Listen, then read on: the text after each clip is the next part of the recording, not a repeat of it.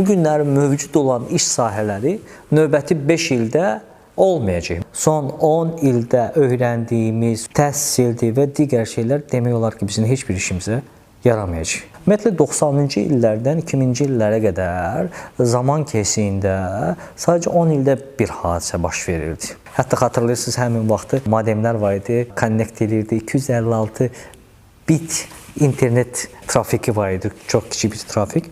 2000-ci ildən 2010-cu ilə qədər bu proses artıq 10 ildə 5 dəfə proses baş verməyə başladı. 2010-cu ildən 2020-ci ildə isə artıq bu proses 50 dəfə baş verdi, sürətləndi. 2020-ci ildən isə 2025-ci ilə artıq bir ildə 50 dənə texnoloji proses baş verir. Və bu günlərim hal-hazırda tam yeni nəsil texnologiyalar gəlir. Biz tez-tez xarici səfərlərimizdə böyük şirkətlərin innovasiya mərkəzlərində oluruq. Yəni, zaman çox böyük sürətlə dəyişəcək. Bu günlərin mövcud olan iş sahələri növbəti 5 ildə olmayacaq. Biz nə etməliyik? Təhsilimizi bu inkişafda yönəltməliyik, seçimlərimizi bu sahədə eləməliyik, peşə sahələri dəyişməliyik. Yəni, 50 il qabaq insanlar başqa texnologiyadan istifadə edirdilər, amma bugün tamamilə başqa texnologiyadan istifadə edirlər. Əslində, mən bir gerçəyi də demək istəyirəm, bu qorxulu bir şey deyil. Yaradılışdan bəri bu belədir.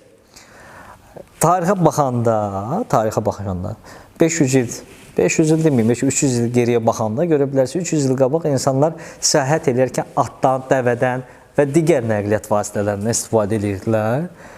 Bu günlərim insan maşınlardan istifadə edir. Bu günlərim artıq təyyarələrdən istifadə edir. Həmin zamanda olan insan da səyahət edirdi A nöqtəsindən B nöqtəsinə. Bugün də olan insan da səyahət edir. Sadəcə bugün zamanda sürətlənmə var. Bu günlərim artıq insanlar yerdən göndərilmiş siqnallarla kosmik gəmilər orbitdən orbitə keçir. Bu hamısı insan beyninin, insan zəkasının məhsuludur. Ümumilikdə həyata baxarsan, insanın bir də yaradılışdan bəri amacı olub, kəşf eləmək. Dünyadakı bütün proseslər kəşf eləməyin əsasında durur. Biz anadan olandan bəri hər zaman həyatımızda öyrənirik və tətbiq edirik. Və bu günlərim də texnologiyalar artıq dəyişir, peşə sahələri dəyişir, ixtisas sahələri dəyişir. Bu günlərim son 10 ildə öyrəndiyimiz təhsildir və digər şeylər demək olar ki, bizim heç bir işimizə yaramayacaq.